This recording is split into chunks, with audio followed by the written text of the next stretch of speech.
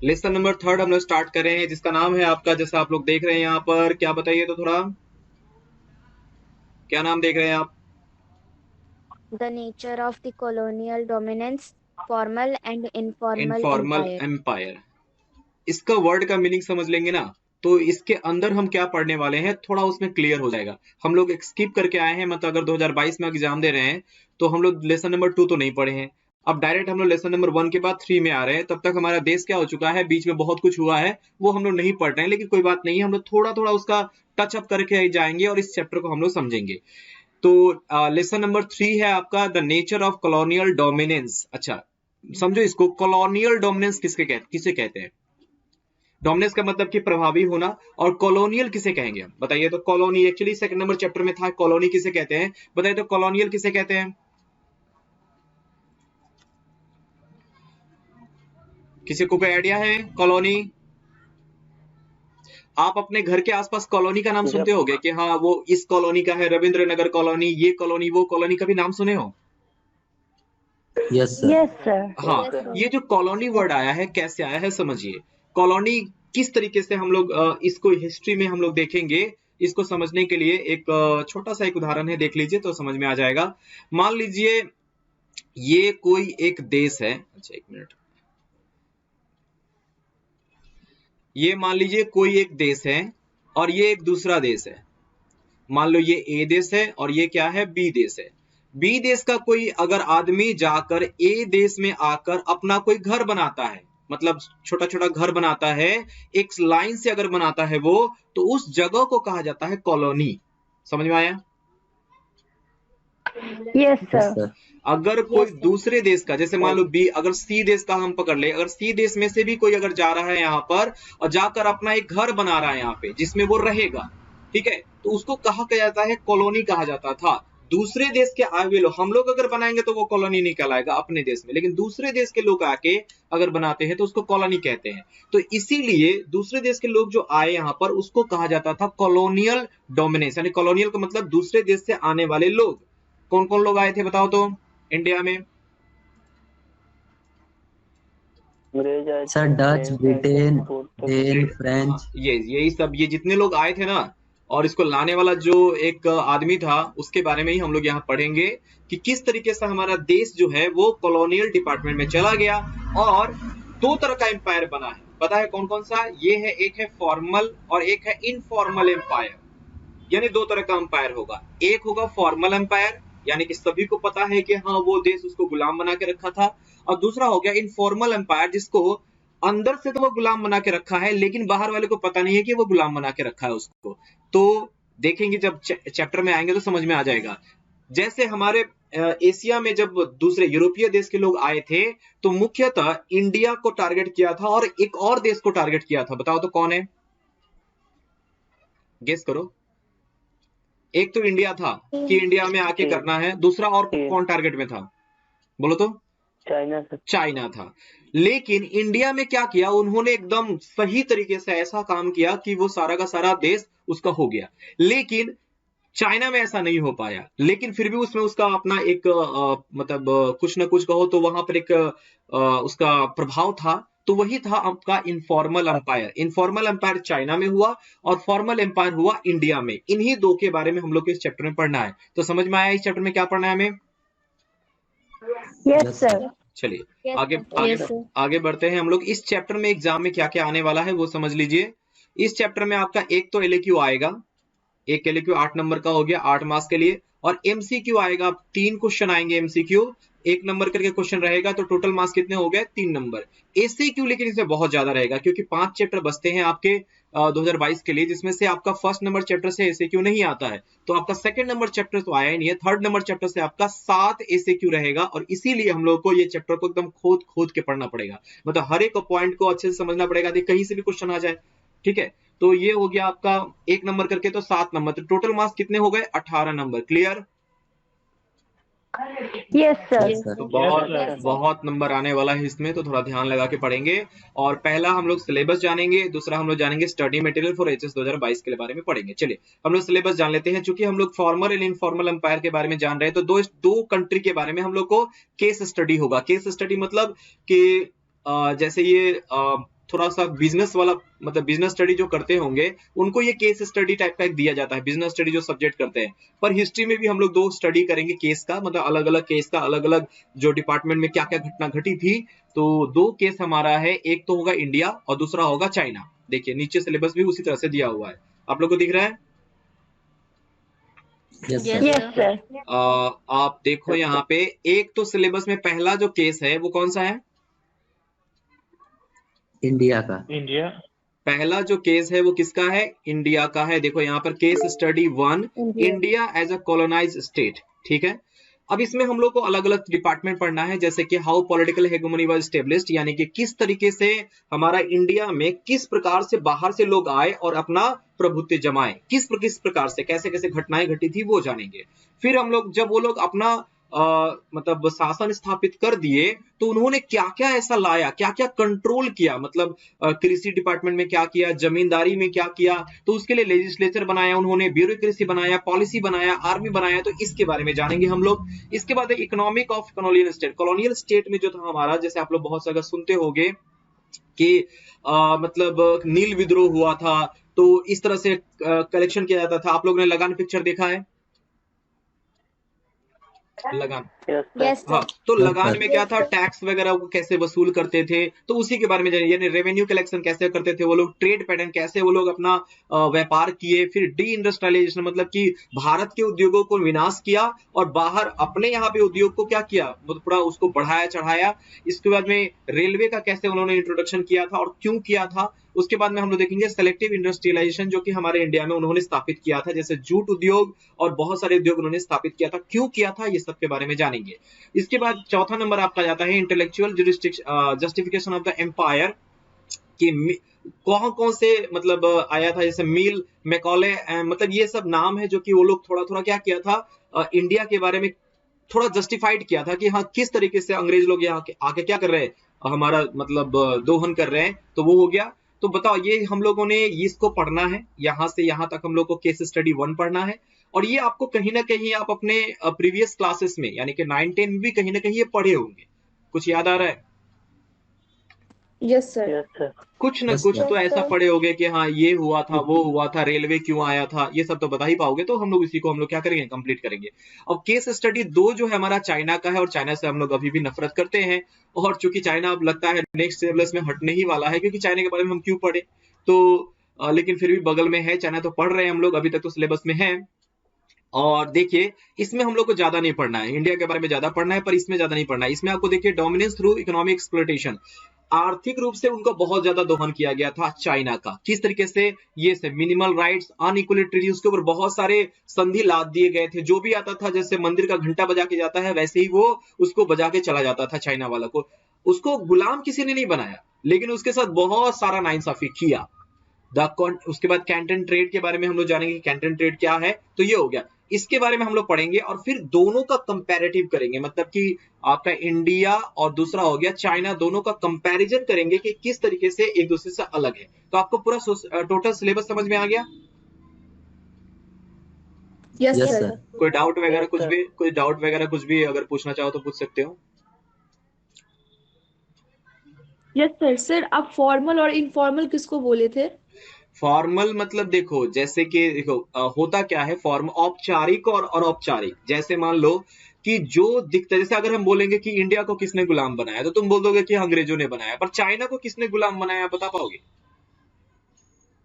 नहीं, No, sir. सबने मिलकर फ्रांस, वहां इंग्लैंड सबने बहुत सारे मिलकर ने क्या किया था, मतलब किसी एक का वहां पे नहीं था राज, सब कोई आते थे और उसको पीट के चले जाते थे। मतलब पीट के क्या, उससे संधि करते थे और उसका पूरा मतलब उसका फायदा उठा के और चले जाते थे। मतलब उनको जैसे समझो क्या, अगर तुम किसी के घर पे जाकर गेस्ट बन के रह रहे हो, तो ये भी एक होता है कि हमारे इंडिया में आके वो लोग अंग्रेज लोग गेस्ट बन के आए थे, वो फॉर्मल हो गया। इनफॉर्मल क्या, वो आया, लूटा और लूट के चला गया, तो वो इनफॉर्मल हो गया। मतलब दोनों में हानि तो हुई है, वो आके रहा है तो हमारा खर्चा हुआ है, और अगर मान लो कोई आके हमें लूट के भी ले जाता है तब भी हमारा पैसा गया। तो ये लूटने वाला हुआ था आपका चाइना में, तो वो इनफॉर्मल तुम्हारा एम्पायर था। क्लियर हुआ? Yes sir. Yes sir. Yes, जबरदस्ती sir. जबरदस्ती वाला क्लियर तो नहीं है कि हाँ चलिए यही सही? जो भी डाउट होगा नो पूछोगे, सर। जो भी डाउट होगा ना पूछोगे, क्योंकि वैसे भी इतिहास का मैं सब्जेक्ट का मैं टीचर नहीं हूँ, लेकिन फिर भी जितना मैंने पढ़ा है उस हिसाब से मैं आप लोग से शेयर कर रहा हूँ बस। ठीक है, चलो स्टार्ट, आगे बढ़े इसके। Yes sir. अच्छा यस सर। ओके, आगे बढ़ते हैं। तो ये दो कैरेक्टर, अच्छा एक और बात बता देता हूँ यहाँ पे, ये जो आपका एग्जाम में क्वेश्चन आता है ना, एक आपका आता है इंडिया से और एक आता है आपका चाइना से। बताओ कौन सा करना चाहोगे, इंडिया वाला ना चाइना वाला? आप चाहो तो अभी एक इंडिया सब्जेक्ट, वाला सर। इंडिया इंडिया वाला। लेकिन नंबर अगर लाना है ना तो चाइना वाला करना चाहिए, क्योंकि दो ही क्वेश्चन इसमें बनता है और इसमें 4-5 क्वेश्चन बन जाता है। कौन सा करोगे? Yes sir. ओपियम वॉर भी है ना चाइना में? ओपियम, हाँ अफीम युद्ध है उसमें। पता करेंगे ना हम यस लोग, सर। ये सब पढ़ेंगे ना, किस तरह से अफीम युद्ध हुआ था, कैसे क्या हुआ था, यही तो इतिहास पढ़ रहे हैं ना हम लोग, है कि नहीं? Yes sir. सारा कहानी हम लोग जानेंगे। लेकिन एक्चुअली क्या है ना, तुम लोग के दिमाग में कहीं कहीं का भरा हुआ है, बोस्टन टी पार्टी सुने होगे या फिर अफीम युद्ध सुने होगे, तो वो इधर उधर बिखरा हुआ है। अब उसको क्या करना है, एक जगह लाके एकदम सिस्टमेटिक ढंग से पढ़ना है, जैसे कि हम लोग मॉडर्न हिस्ट्री और राइटिंग था उस तरह से ही करना है। चलो आगे बढ़ते हैं, समय पार हो रहा है, आगे बढ़े। Yes sir. Yes sir. Yes sir. तो हमारा स्टडी मेटेरियल स्टार्ट होता है आपका यहाँ से 2022 के लिए। हम लोग एक एक करके हम लोग करेंगे और ज्यादा नहीं करेंगे, थोड़ा थोड़ा करके जाएंगे। और जैसा हो, मतलब देखिए, एक और बात बताना चाहूंगा मैं आपको, इसका नोट्स मैं आपको बहुत पहले दे दूंगा, मतलब आपका दिसंबर के पहले पहले तक आपका सारा नोट्स कंप्लीट हो जाएगा। लेकिन इसका जो पढ़ाने वाला सिस्टम है ना, जैसे मैं अभी लाइव क्लास करवा रहा हूँ आपको, ये अगर नहीं करोगे ना, इस तरह से नहीं करोगे, तो फिर आपका एसएक्यू और एमसीक्यू में बहुत डाउट होने वाला है, क्योंकि उसमें क्या होगा ना, अंदर अंदर से क्वेश्चन पूछा जाता है, तो इसमें क्लासेस होना बहुत जरूरी है। देखता हूं अगर हो सके तो बाद में जाके मैं इसका क्लासेस, लाइव क्लासेस बढ़ा दूंगा, ठीक है? Okay, yes sir. Yes sir. चलो देखते हैं। वैसे अगर मैं निकलना चाहूँ तो आप लोग का ये पॉलिटिकल साइंस जैसे मैं करवाता हूँ, उसको मैं समझाता नहीं हूँ, बस क्वेश्चन आंसर करवा देते हैं, उसी में से समझा देते हैं, हो जाता है। तो ये भी अगर मैं करवाता तो बहुत जल्दी कंप्लीट हो जाता, लेकिन फिर भी सोचा चलो नया स्टार्ट करते हैं, ठीक है? चलिए इंट्रोडक्शन देखेंगे हम लोग कि हमारा इतिहास जो स्टार्ट होगा यहाँ पे वो किस तरीके से होगा। शुरुआत करेंगे हम लोग उस समय का 5वीं शताब्दी से, एकदम शुरू से शुरू करेंगे, जब हमारा इंडिया जो है सोने की चिड़िया कहलाता था और इंडिया में व्यापार होता था। लेकिन व्यापार किसके साथ होता था वो समझिए। आप लोग को यहाँ फोटो दिख रहा है, ये वाला? Yes sir. Yes sir. 5वीं शताब्दी या कह सकते हो कि 14वीं शताब्दी तक, जब तक वास्को डिगामा का दिमाग खराब नहीं हुआ था, उसके पहले तक जो ये समुद्री रास्ता देख रहे हो आपके, हाँ ये समुद्री रास्ता यही था, देख रहे हो? Yes sir. तो अरब हमारा जो, यह सिर्फ एक ये बंदरगाह और ये बंदरगाह जो था, या ये बंदरगाह पकड़ सकते हो कि यहाँ से ही केवल क्या होता था, यहाँ व्यापार होता था। ये अरब यानी अरेबियन देश में और हमारा इंडिया से व्यापार ज्यादातर होता था, क्योंकि अरब के लोग मसाला बहुत खाते थे, मीट मछली वगैरह ज्यादा खाते हैं। तो वो लोग क्या होते थे, यहाँ आते थे और मसाला खरीद के ले जाते थे और खाते थे। और इन्हीं से मसाला कहाँ पहुंचा, यूरोप में पहुंचा। अब बताओ, जब इनके पास मसाला पहुंचा और बहुत सारी चीजें पहुंची, क्या क्या पहुंचा देखो यहाँ, रेशम, पत्थर मतलब नॉर्मल पत्थर नहीं, थोड़ा मतलब अच्छे वाले पत्थर, ठीक है? हाथी के दांत का सामान भेजा जाता था, इलायची भेजा जाता था, गोल मरीच भेजा जाता था, और भी बहुत सारी चीजें थी। ये मेन चीज था, ये सब था। तो ये सारे चीजों का व्यापार होता था इंडिया से, किसके साथ, अरब के साथ में, और कुछ कुछ सोमालिया के साथ भी होता था। जब यहाँ पर देखो, ये सोमालिया के साथ हो रहा है, अरब के साथ हो रहा है, बस इतना ही तक था। लेकिन जब ये सब सामान यहाँ पहुंचने लगा अरब में, मतलब यूरोप में, तो वहां के लोगों ने सोचा कि क्यों ना हम वहां जाके डायरेक्ट वहां देखे कि इंडिया कैसा होता है। उन्होंने इंडिया के बारे में बहुत सुना था, लेकिन जाने का रास्ता उनके पास नहीं था कि इंडिया में जाए कैसे। तो पहले शुरुआत किया था किसने, कोलंबस ने। किसने किया था? कोलंबस ने। और वो इंडिया को खोजते खोजते कहाँ पहुंच गया? North America. इंडिया को खोजते खोजते वो कहाँ पहुंच गया? अमेरिका पहुंच गया। और वहां के लोगों को लाल लाल रंग का देखा, तो उन्होंने सोचा कि इंडियन ही होगा, तो उसका नाम रख दिया रेड इंडियंस। तो अमेरिकन लोगों को कहा जाता है रेड इंडियंस। बताओ, इंडियंस तो यहाँ है लेकिन वहां रेड इंडियंस कहलाता है वो। तो हुआ क्या कि तब तक तो ठीक ही था, हमारा देश फल फूल रहा था। लेकिन एक घटना घटी कब, 1497 में, जब एक वास्को डिगामा नाम का जो आदमी था, वो हम लोग का करम फोड़ने के लिए निकल पड़ा, जिसमें हम लोगों को गुलाम बनाने का एक रास्ता मिल गया। देखो यहाँ पर, इसके पहले ये इंडिया यहाँ पे है, देख रहे हो यहाँ पे दिखाई दे रहा है। Yes Yes, sir. Yes sir. पहले यहां से ही होता था। अब क्या हुआ कि पुर्तगाल से वो चला, ये देखो ये वास्को डी गामा का रूट है, ये चला कि चलो हम ढूंढेंगे, तो यहां तक तो आया। आने के बाद वो यहां पर पहुंचा, पहुंचने के बाद वो धीरे धीरे आगे बढ़ रहा है, इसके ऊपर जा रहा है, इसके वजह पता कर रहा है कि इंडिया कहाँ है। लोगों को तो मालूम ही नहीं था कि इंडिया कहाँ है, लेकिन जब ये सोमालिया पहुंचा, इस जगह पहुंचा ना, तो गुजरात का कोई एक आदमी था जो यहाँ पे था, उसने कहा इंडिया जाना है, चलो कोई नहीं मैं लेके जाता हूं। बस यहां से वो उसको लेकर गया इंडिया की तरफ, यहाँ और पहुंचा कहां, कालीकट में। Clear? Yes, sir. Yes, yes sir. Sir बस ये कालीकट में पहुंचा, और पहुंचने के बाद में यहां पर वो तो आया था व्यापार करने के लिए, लेकिन उसने सब क्या खोज लिया बताओ तो? रास्ता खोज लिया यहां से यहां तक आने का। अब बताओ इसके पीछे पीछे बहुत लोग आएंगे कि नहीं? Yes, sir. Yes, yes sir. Sir. अब पीछे पीछे बहुत सारे लोग आएंगे और आएंगे। अब हम लोग का तो बस धीरे धीरे, तो आप जानते हो उसके बाद क्या क्या हुआ था। ठीक है, तो ये हमारा स्टार्टिंग हुआ था 1498 में, किसके द्वारा? वास्को डी गामा के द्वारा। क्लियर हुआ? अब पहचानो तो इसमें yes sir Vasco D gamma कौन है? तीनों में फोटो दिए हैं, 3 फोटो दिए हैं यहाँ पे, देखो कौन है वास्को डी सर गामा? पहला वाला वाह, कुछ भी। किसका, किधर से पहला वाला? 3rd number. ये है वास्को डी Third वाला. ये है वास्को डी गामा जो कि आया है। इसके बाद में उसी के पीछे पीछे बार्थोलोमियो दियाज, कौन है? बार्थोलोमियो दियाज, वो भी आया। इसके बाद पीछे पीछे आया आपका अल्बुकर्क में कुछ नाम है इसे, ये तो आया अल्बुकर्क। ठीक है, तो तीनों मतलब धीरे धीरे आने लगा, और ये बार्थोलोमियो दियाज तो चाइना तक पहुंच गया था। ठीक है, तो ये 3 जो आए थे, पहले पुर्तगाल से स्टार्ट किया था, और बाद में बाकी लोग भी आने लगे। क्लियर हुआ यहाँ पे? Yes, sir. यस सर अब हम थोड़ा केस को थोड़ा आगे बढ़ाते हैं और इंडिया के केस पे फोकस करते हैं कि इंडिया में कैसे करके गुलाम बनना स्टार्ट हुआ। 1700 ईस्वी में हम लोग जानेंगे। आप लोग को दिख रहा है ये? Yes, sir. अच्छा, तो पहला sir. केस स्टडी हम लोग जानेंगे किसके बारे में? India as a colonised state.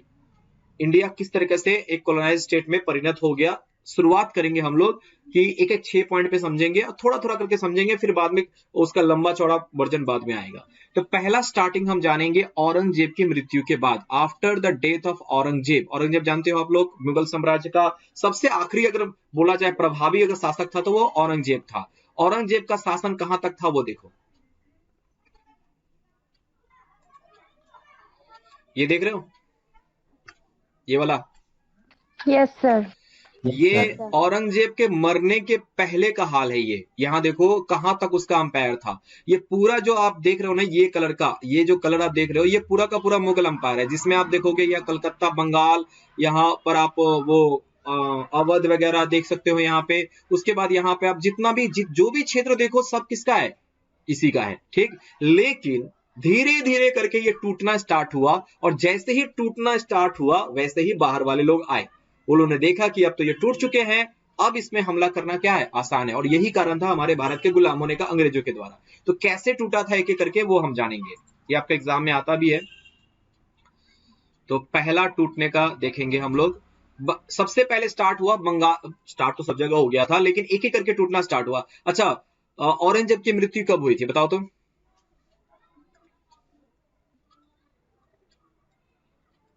Aurangzeb की मृत्यु 1707 में हुई थी, और उसके बाद से बंगाल जो, सॉरी, मुगल साम्राज्य जो इतना बड़ा मुगल साम्राज्य था, अब उतना अच्छा शासक नहीं मिलने के कारण धीरे धीरे करके जहां जहां पे सूबेदार लोग थे। अब सूबेदार किसे कहते हैं जानते हो? सूबेदार Yes, sir. Yes sir. बोलो किसे कहते हैं? किसे कहते बताओ? सर जैसे अभी जो टैक्स लेते हैं। ये लोग क्या करते थे? ये लोग ना अपने यहाँ पे सेना रखते थे। म्यूट करो, म्यूट। हाँ, अपने यहाँ सेना रखते थे। इसके बाद हम लोग जानेंगे भी कि अलग अलग प्रकार का सूबेदार होता था, और वो कर वसूल करते थे, टैक्स वसूल करते थे।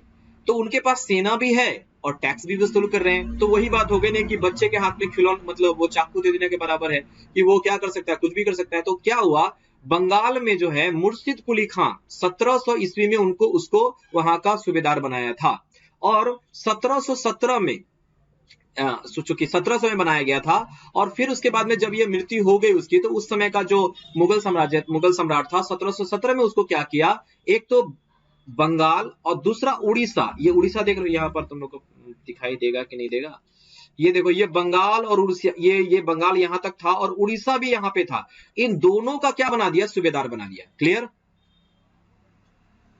Yes, sir. जब इसको दोनों का सूबेदार बना दिया गया तो दिल मांगे मोर। अब उसको लगा कि नहीं, ये तो मेरे लिए और अच्छी बात है, इसका ताकत बढ़ने लगा, और फिर क्या किया इसने, क्या किया, अपने आप को घोषित कर दिया कि मैं बंगाल का नवाब हूं। तो पहला बंगाल का नवाब कौन था? मुर्शिद कुली खान। मुर्शिद कुली खां। कब बना 1717 में। ठीक है, क्लियर? Yes, sir. अच्छा, तो बंगाल अलग हो गया। अब आते हैं 1717 में। 1700 में उसको मिला था, सूबेदार मिला था यहां पर, और वो अपने आप को घोषित नहीं किया था। 1700 बोलो सर। 1704 में बना था ना सर वो मुर्शिद कुली खान? क्या में क्या बना था सर बंगाल का नवाब सर 1704 में बना था ना। 1703 में सर फरमान आया था। मुझे इसके बारे में उतना पता नहीं है, मैंने जो किताब में देखा मैं वही बोल रहा हूँ। ठीक है, क्योंकि 1700 में मैंने देखा था कि हाँ वो नवाब, उसको सूबेदार बनाया गया था, और 1700 समथिंग में उसको उड़ीसा का भी दे दिया गया था। मतलब उड़ीसा का जैसे ही वो बना, अपने आप को घोषित कर लिया कि मैं कौन हूँ, एकदम नवाब बन गया मैं वहां का। कुछ इसी तरह का था। मैं दो ही ये एज देख रहा था, इसलिए मैंने दो ही एज लिखा है। 1703 हो सकता है, इंटरनल में जाएंगे तो और ज्यादा जान सकते हैं, पर इतना याद रखना कि 1717 में बना था, मेन 1717 में बना था। Clear? Yes sir. Yes, sir. अगर कुछ मान लो किताब, बहुत सारा किताब में अलग अलग भी लिखा रहता है, ठीक है, तो मैं जिस किताब से करवा रहा हूँ उसमें यही लिखा हुआ था, तो मैं यही बोल रहा हूँ। अगर दूसरे किताब में दूसरा अलग लिखा हुआ है तो इसकी गारंटी मैं नहीं लेता हूँ, क्योंकि मैं भी उतना इतिहास के बारे में नहीं जानता हूँ। क्लियर? Yes. ओके, चलो ठीक है। अब आते हैं नंबर 2, हैदराबाद में नई शक्ति का उत्थान। अब क्या हुआ कि नाम याद रखना, एमसीक्यू में आता है कि एक था निजामुल मुल्क, बहुत चालाक आदमी था वो। तो निजामुल मुल्क को क्या किया था, दिल्ली में, वो निजामुल मुल्क यहाँ हैदराबाद का था। कहाँ का था वो? ये हैदराबाद का था।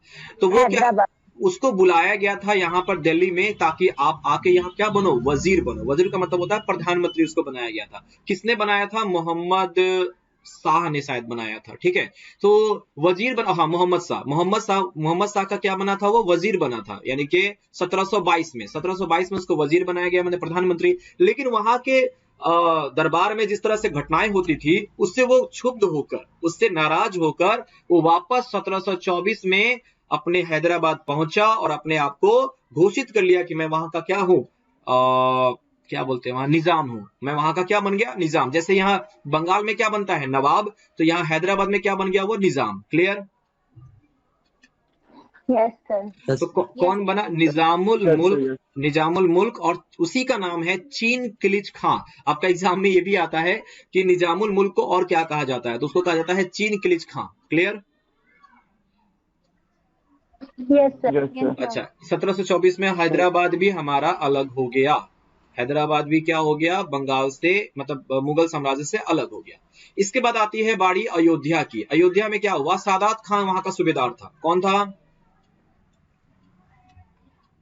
सादात खान। और वो सूबेदार था अयोध्या प्रदेश का। अयोध्या प्रदेश मतलब सिर्फ अयोध्या नहीं था, उस समय कानपुर, लखनऊ और भी प्रांत थे, सबको मिलाकर वो बनाया गया था अयोध्या प्रांत। मतलब ये वाला भाग जो है पूरा का पूरा अयोध्या था। तो अयोध्या को ही क्या किया, वो सूबेदार जब बना तो 1724 में अपने आप को क्या कर लिया, घोषित कर लिया कि मैं वहां का क्या बन गया हूं, नवाब बन गया। तो सादात खान भी अयोध्या को लेकर अलग हो गया। क्लियर? Yes, तो एक एक करके सब अलग हो रहे हैं। तो ये बताओ, अंग्रेजों के लिए अच्छी बात है कि नहीं? yes, Yes. अब उसको एक से नहीं लड़ना, मतलब सबसे मिलाकर नहीं लड़ना था, किसी एक से लड़वा दो और उसमें जीत जाओ। तो इसी तरीके से क्या हुआ, अलग होना स्टार्ट हुआ। अब क्या आते हैं मैसूर के बारे में। मैसूर जानते हो, टीपू सुल्तान वाला। यस टीपू सुल्तान कहाँ का, मैसूर कहाँ पे था आपका, मद्रास के आसपास है कुछ ऐसा, यहाँ इस जगह पे है, इस आंध्र प्रदेश के आसपास कुछ ऐसा जगह पे है। तो वो भी क्या हुआ, अपने आप को अलग कर लिया। मैसूर में भी नई शक्ति का उत्थान हुआ। अब ये मैसूर में क्या उत्थान हुआ देखो समझो।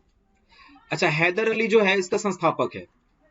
मैसूर में टीपू सुल्तान जो थे उनके पापा थे कौन, हैदर अली। वो एक नॉर्मल सोल्जर थे वहां पे, लेकिन वो इतने ज्यादा मतलब शक्तिशाली थे और इतने ज्यादा वो काम मतलब प्रभावी व्यक्ति थे कि वो क्या किए, जब उनको बनाया गया था 1755 ईस्वी में कुछ उनको बनाया गया था, उसका फायदा उठा के उसने क्या किया, वहां के राजा को ही मार दिया। जो वहां का मैसूर का राजा था उसको ही मार दिया, और मार के 1761 ईस्वी में वो क्या बन गया, वहां का गद्दी पे बैठ गया। तो क्लियर हुआ, मैसूर भी अपने आप को अलग कर दिया। क्लियर? Yes sir. अब आती है बारी महाराष्ट्र की। महाराष्ट्र मतलब मराठा साम्राज्य, जिसमें साहू जी मराठा ने किया था, लेकिन शिवाजी जब औरंगजेब था अपने काल में, तब शिवाजी वहां पे क्या करते थे, राज करते थे। शिवाजी हमेशा मुगलों से टक्कर लिया करते थे और ये हमेशा द्वंद्व चलता था। उसके बाद और भी बहुत सारे आए, मतलब क्या क्या शंभू जी वगैरह बहुत सारे हैं।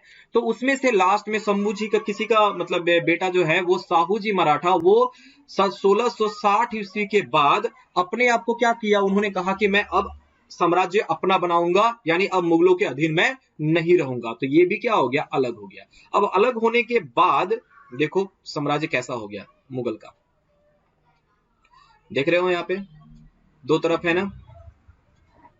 Yes sir. ये देखो मराठा अलग हो गया, ये देखो मराठा अलग हो गया। यहाँ पे आपका बंगाल और ये उड़ीसा भी क्या हो गया, अलग हो गया। इसके बाद देखो यहाँ हैदराबाद वाला भी है क्या हो गया, अलग हो गया। तो बताओ मुगल साम्राज्य से इतना ही बच गया कि नहीं, ये जो आप ये कलर का देख रहे हो।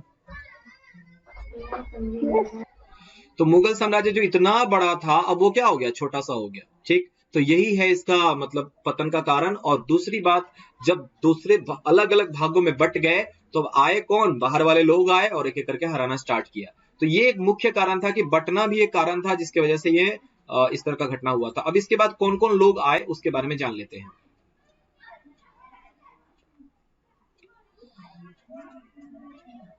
यहाँ देखो 6 नंबर में देखेंगे यूरोपीय वाणिज्यों का मतलब व्यापारियों का आना क्या हुआ, शुरू हुआ। कैसे शुरू हुआ, देखिए ये देख रहे हो यहाँ आ रहा है ना जहाज वगैरह, देख रहे हो आप। यस। वो लोग तो आए थे व्यापारी की तरह, लेकिन यहाँ पर बन गए वो लोग धमाद। मतलब एक्चुअली वो हो गए कि अब यहाँ पे हमें क्या करना है, मतलब इन लोगों को शासन सिखाना है कि शासन क्या होता है। सबसे पहले कौन आया था, ये सिस्टमेटिक मैंने लिख दिया यहाँ पे, आप भी एग्जाम वगैरह में आए तो लिख देना। सबसे पहले आया था पुर्तगाल, पुर्तगाल से आया था तो उसको पुर्तगाली कहा जाता है। उसके बाद हॉलैंड से आया था, उसको डच कहा जाता है। फिर उसके बाद आया था इंग्लैंड से, उसको अंग्रेज कहते हैं हम लोग। और डेनमार्क से जो आया था उसको डेनिश कहते हैं, और जो फ्रांस से आया था उसको फ्रांसीसी कहते हैं। Clear? Yes sir. Yes sir. तो यूरोपियो, तो सबसे पहले इंडिया में कौन आया, पुर्तगाली लोग आए। उसके बाद हॉलैंड के लोग आए थे, उसके बाद इंग्लैंड के लोग आए थे, उसके बाद डेनमार्क के लोग आए थे, उसके बाद फ्रांस के लोग आए थे। और आकर यहाँ पर अपना अपना कॉलोनी बनाना स्टार्ट किया और धीरे धीरे करके एक एक करके हमारे पूरे इंडिया पर राज करना शुरू किया। अब इसके अगले वाले चैप्टर में, इसके अगले वाले वीडियो में हम लोग जानेंगे एक एक करके कि किस तरीके से अलग अलग डिपार्टमेंट हो चुका है। आपका बंगाल अलग हो गया है, महाराष्ट्र अलग हो गया है, आपका अयोध्या अलग हो गया है आपका। तो ये जो 4-5 हैदराबाद अलग हो गया है, तो इसी पर किस प्रकार से अंग्रेजों ने क्या किया, उसको अपने अधीन कर लिया, एक एक करके हम लोग पढ़ेंगे। पहले बंगाल का पढ़ेंगे, फिर महाराष्ट्र का पढ़ेंगे, फिर पंजाब भी इसमें आ जाता है बाद में रंजीत सिंह के मरने के बाद। उसके बाद अलग अलग करके, तो समझ रहे हो ना चैप्टर कैसे चल रहा है। Yes sir. यस। ये क्लास में हम लोग ने समझा। अब अगले क्लास में हम लोग, अगले वीडियो क्लास में हम लोग या अगले लाइव क्लास जो होगा उसमें हम लोग समझेंगे कि किस तरीके से एक एक करके, पहले हम बंगाल वाला ही समझेंगे, उसके बाद धीरे धीरे ऑल और समझेंगे। ठीक है, तो कुछ सवाल अगर पूछना चाहो तो पूछ सकते हो अभी तक में, पूछिए। कोई सवाल या क्लास को खत्म किया करें। हेलो,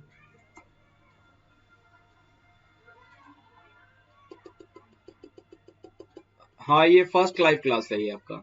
ये किसी निर्भय मिश्रा ने पूछ रहा है कि ये चैप्टर का पहला क्लास है। बिल्कुल पहला क्लास है। और कोई बोलो या बोल के पूछो ना, या लाइव क्लास अच्छा से हो रहा है।